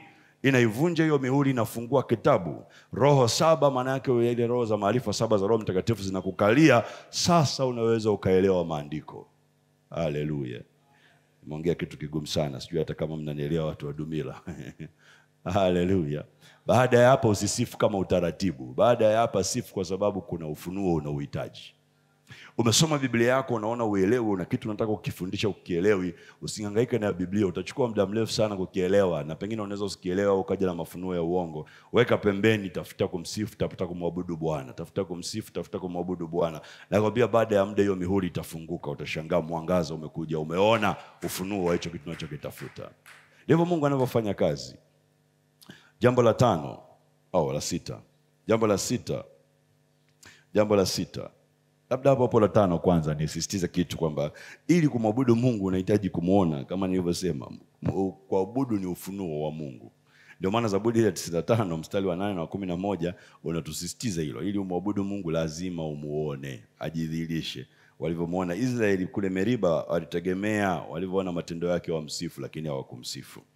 La sita, jambo la sita au nguvu ya sita au faida ya sita ya kusifu kuabudu, sifa inafanya uumbaji. Sifa inafanya uumbaji. Unapomsifu na kumwabudu Mungu, kitu ambacho kwacho labda unamsifu na kumwabudu Mungu kinaumbika, unafanya uumbaji. Mungu aliumba huu ulimwengu kwa sifa, kwa sifa. Unashangaa sana ukisoma Biblia yako. Mungu alivyoumba ulimwengu, malaika walikuwepo wanamsifu, wanamshangilia Mungu, wanamsifu, wanamshangilia Mungu.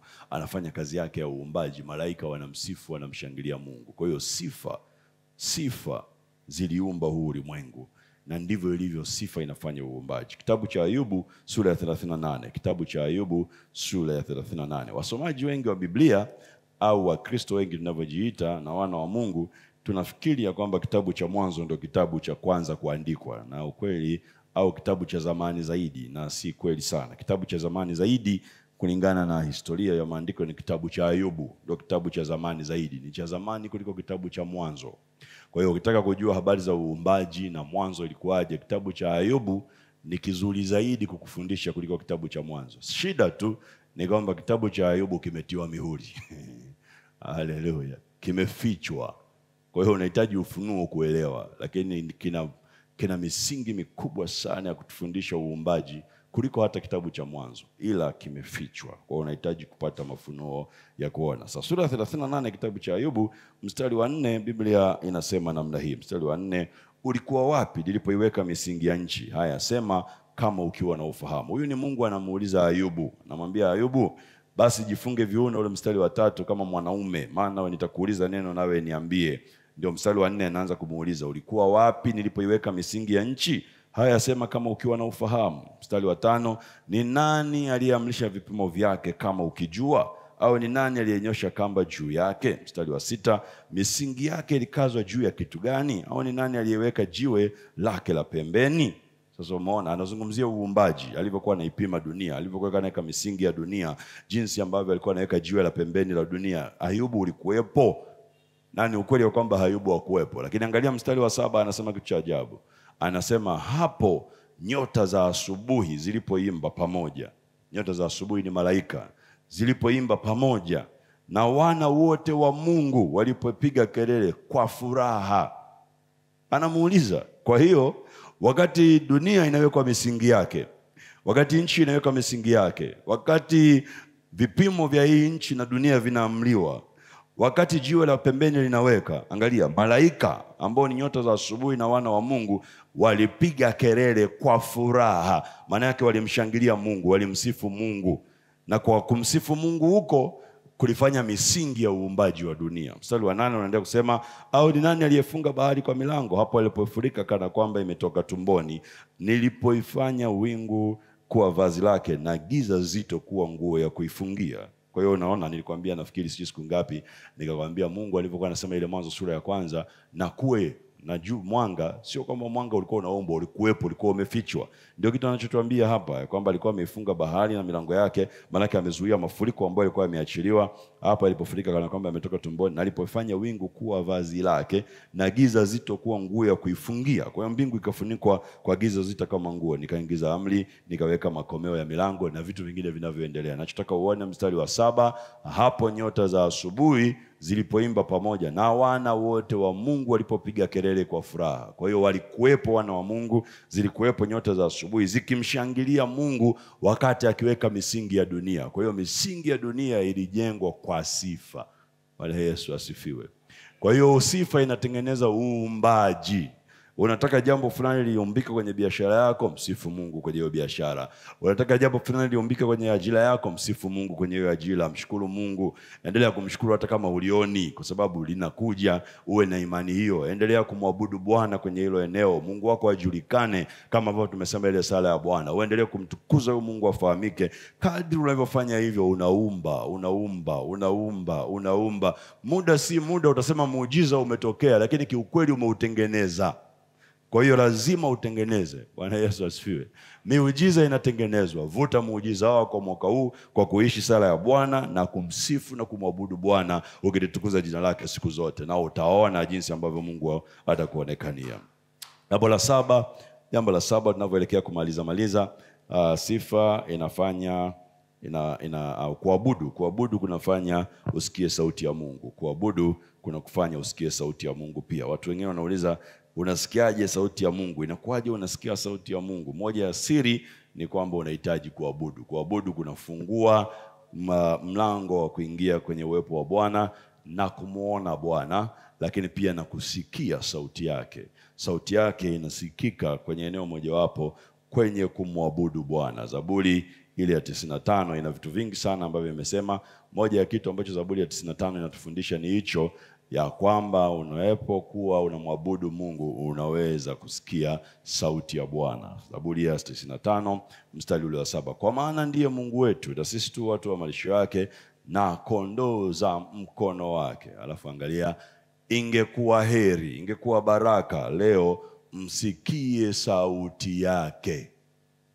Unasikiaje sauti yake? Mstari wa kwanza amesema, njoni tumwimbie Bwana, tumfanyie shangwe mwamba wa wokovu, njoo mbele zake kwa shukrani, kwa kuwa Bwana ni Mungu wetu. Kwa hiyo kwa kumshukuru, kwa kumsifu, kwa kumwabudu Bwana, mstari wa 7 unafunguka, kwa maana ndiye Mungu wetu na ingekuwa heri leo unapofanya hilo jambo usikie sauti yake. Kwa hiyo unapomsifu, unapomwabudu Bwana, kule kumwabudu Bwana kuna kuingiza kwenye dimension, kwenye kiwango ambacho uwepo wa Mungu uko hapo, na Mungu akiwepo anasema. Kwa hiyo unatakiwa usikie sauti ya Mungu. Ndio maana abudu, omba, sikiliza, kwa sababu Mungu atasema katikati ya uko kumwabudu Bwana, na ni ufunguo mkubwa wa Mungu kusema. Jambo nafikiri la mwisho kwa leo kwa sababu ya muda, sifa na shukrani ni sadaka. Sifa na shukrani ni sadaka. Kwa hiyo Mungu amekupa nafasi ya kuja mbele zake na sadaka kila siku. Usije kanisani ukasema mimi leo nimekuja sina sadaka. Moja ya kitu ambacho Mungu amekupa kama sadaka ni kumsifu kwa mwili wako, kwa sauti yako, kwa midomo yako. Bwana Yesu asifiwe.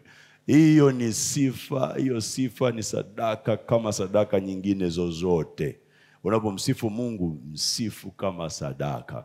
Warumi anasema viungo vyetu vilitumika sana huko zamani kwa mambo yasiyofaa. Sasa ni wakati wa kuvitoa viungo vyetu vitumike kwa nguvu ile ile kwa Mungu. Kwa hiyo unapotumia viungo vyako kwa Mungu kwa nguvu, unamtukuza Mungu. Mungu anaitazama hiyo kama dhabihu, kama sadaka. Bwana Yesu asifiwe. Ni sadaka halisi kabisa. Itoe hiyo sadaka yako ya shukrani kwa Bwana na Mungu anaipokea kama sadaka. Waebrania 13 mstari wa 15. Waraka kwa Waebrania sura ya 13 mstari wa 15. Watu wengi tunashawishika kusema waraka wa Paulo mtume kwa Waebrania, lakini ukweli si waraka wa Paulo mtume kwa Waebrania, ni waraka kwa Waebrania.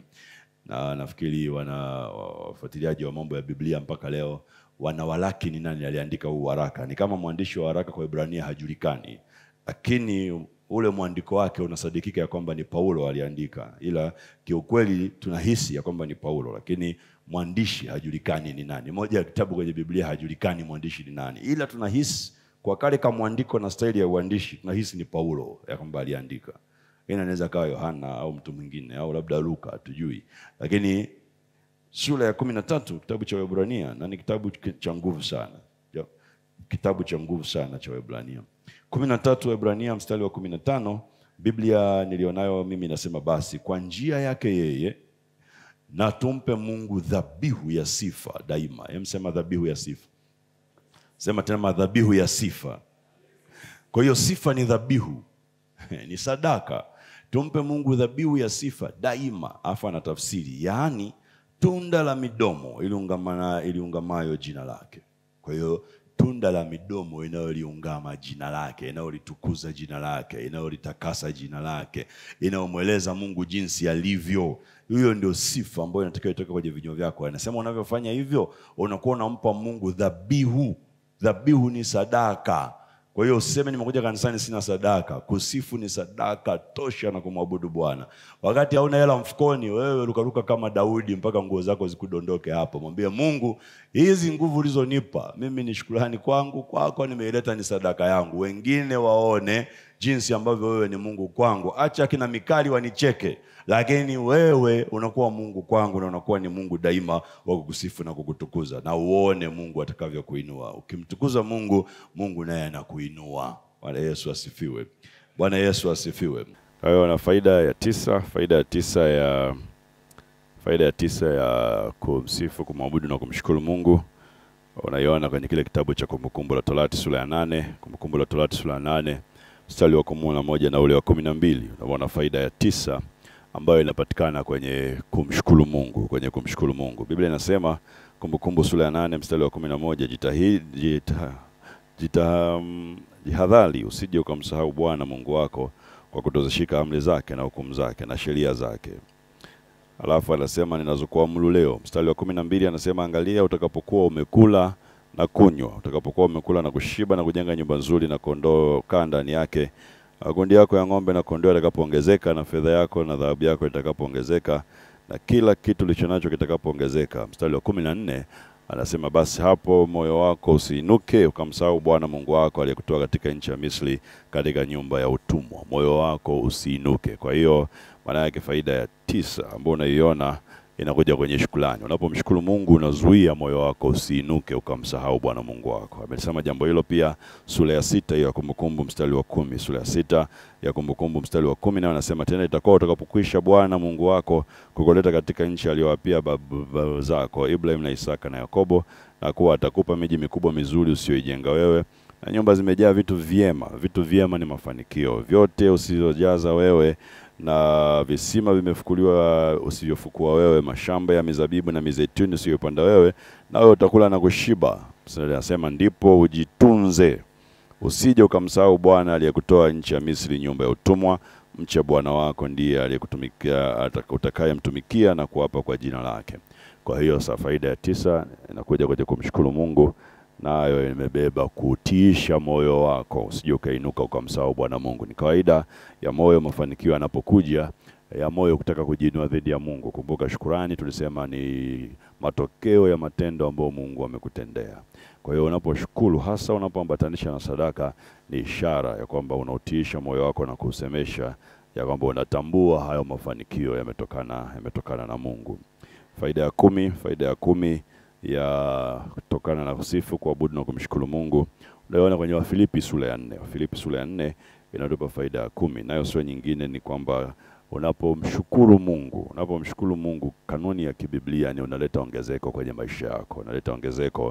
maisha yako. Kwa mstari wa 10 wa Filipi sura ya 4 unaanza kwa kusema nalifurahi sana katika Bwana kwa kuwa sasa ni mwisho mmeuishwa fikra zenu kwa ajili yangu, kama vile mlivyokuwa mkinifikiri hali yangu, lakini hamkupata nafasi. Kuuishwa fikra maana yake wamebadili mtazamo wao wa kiutoaji. Sasa hawatoi kama ni kumsaidia Paulo, lakini wanatoa kwa sababu wanajua kuna ongezeko. Mstari wa 17 unaendelea, anasema ule mstari wa 17 anasema si kwamba nakitamani kile kipawa cha utoaji, bali nayatamani, angalia, mazao yanayozidi kuwa mengi katika hesabu yenu. Mazao yaliyozidi kuwa mengi katika hesabu yenu, lakini na vitu vyote na kuzidi. Kwa hiyo unachokiona hapa ni kwamba tena shukurani ambayo inaambatana na kutoa, au kutoa ambako kunaambatana na moyo wa shukrani, kunaleta ongezeko. Anasema naitamani yale mazao yanayozidi kuwa mengi katika hesabu yenu. Kwa hiyo inaleta ongezeko kwenye kile kitu ambacho unashukuru kwacho. Kumbuka tumesema kushukuru, kusifu na kuabudu ni moja ya dhabihu. Kwa hiyo hicho pia inaweza kuwa ni sadaka yako, sio lazima iwe fedha. Unapotoa kama sadaka kinaleta ongezeko kwenye eneo lako. Kama kuna upungufu na kuwepo kwenye eneo lako. Hizi ni faida 10 ambazo unazipata kwenye kusifu, kuabudu na kumshukuru Mungu. Faida 10 ambazo unazipata kwenye kusifu, kuabudu na kumshukuru Mungu. Jambo la tatu, mambo matatu au misingi mitatu ambayo inaleta nguvu katika kusifu na kuabudu. Hizi nguvu zinaachiliwa namna gani? Mambo matatu ambayo yanasababisha hizi nguvu ziachiliwe kwako. Mambo matatu makubwa, yako mengi, 4 5, lakini matatu makubwa. Kutoka sura ya 15, kutoka sura ya 15 mstari wa 11, kutoka sura ya 15 mstari wa 11. Bwana Yesu asifiwe. Kuna mtu anapata kitu? Na mtu anapokea kitu Amen. Namwamini Mungu pia kwa hilo. Nilikuwa nimeandaa somo jingine kabisa, baba mchungaji, na nimeweka hadi daftari langu kwenye begi.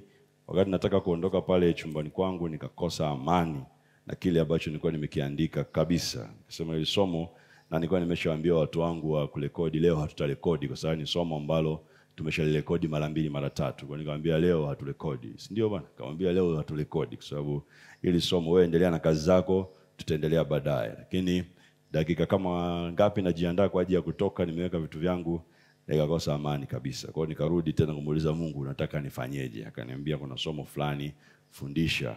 Nishafundisha baadhi ya vitu sehemu. Kwa hiyo nikaanza kutafuta notes zangu, nikakosa nilikoandika. Nikampigia mke wangu, nipigie picha unitumie zile notes maana muda umeisha. Akaniambia hata mimi daftari langu sioni liliko. Akaniambia labda muulize Success, huwa naona anaandika sana. Sasa Success alishaenda kanisani, itakuwaje? Kwa hiyo nikamshukuru Mungu, nikasema naanza kuandika. Utaona nimeandika nyuma ya hili daftari, sio kwa utaratibu. Nimeandika ndani ya dakika kama 10 nikawa nimeandika hivi vitu vyote, mistari inakuja. Ndio faida pia nafikiri ya kusoma Biblia. Mistari inakuja, naandika. Kwa hiyo ninaamini kabisa kuna mtu ambaye hii ni portion yake leo, ilikuwa ni sehemu yake leo. Bwana Yesu asifiwe.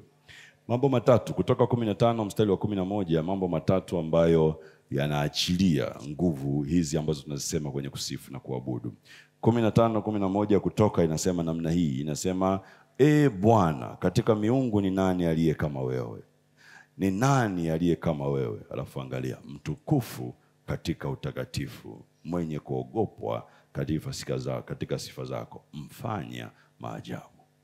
Wa mstari wa 11 kutoka 15. Unaona mambo matatu ambayo yatafanya kusifu, kuabudu na kumshukuru Mungu kwako, kuachilia hii nguvu kwa watu ambao unawahudumia au kwako mwenyewe. Jambo la kwanza ni utakatifu wa muimbaji. Utakatifu wa muimbaji. Unaimba kwaya, ni kiongozi wa kusifu na kuabudu, unataka hii nguvu ambayo iko kwenye wimbo wako wa kusifu na kuabudu iachiliwe, hakikisha unakuwa mtakatifu, unajitakasa. Maana yake maisha ya toba yawe maisha yako, uhakikishe maisha yako ni maisha ambayo yanampendeza Mungu. Kwa sababu Biblia inasema hivi kwenye mstari, huyu Mungu ni nani aliye kama yeye? Ni mtukufu katika utakatifu. Mtukufu katika utakatifu. Kwa hiyo Mungu anajifunua. Kutukuka ni kujifunua, kumbuka nimekwambia mara nyingi. Kwa hiyo anakuwa mtukufu, anajifunua pale ambapo pana utakatifu. Ndio maana ya mtukufu katika utakatifu. Kwa hiyo kama hakuna utakatifu, hawi mtukufu. Bwana Yesu asifiwe. Lazima uwe mtakatifu kama unataka hii nguvu zionyeshe. Hazitokee hivi hivi. Na ndio maana sala ya Bwana, lazima uwe mtoto wa Mungu, lazima uwe mwana wa Mungu. Na unakuwaje mwana wa Mungu? Kwa kuwa mtakatifu. Bwana Yesu asifiwe. Kwa lazima uwe mtakatifu.